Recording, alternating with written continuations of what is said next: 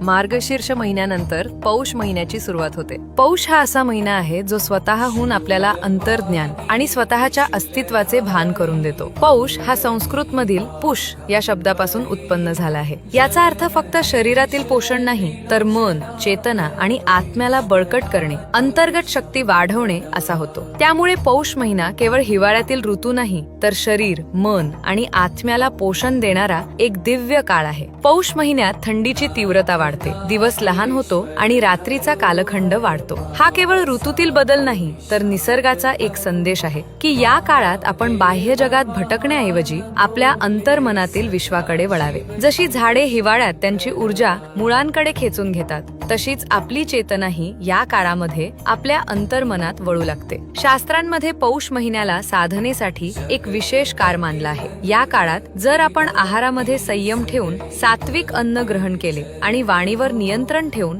अनावश्यक बोलणे टाळले, तर आपली पौष साधना संपन्न होते. या काळात केलेले दानधर्म व मंत्र साधना अधिक फलदायी ठरते, कारण या काळात आपले मन अधिक शांत असते. पौष महिना आपल्याला एक गहन सत्य शिकवतो की अध्यात्म हे केवळ काहीतरी मिळवणे नाही, तर स्वतःला ओळखण्याची एक सजग वाटचाल आहे. जसे एखादे झाड थंडीमध्ये त्याचे सर्व पाने झडवून पुन्हा उमलण्याची तयारी करत असते, त्याचप्रमाणे पौष महिन्यात आपली चेतना नव्या जागृतीसाठी सज्ज होत असते.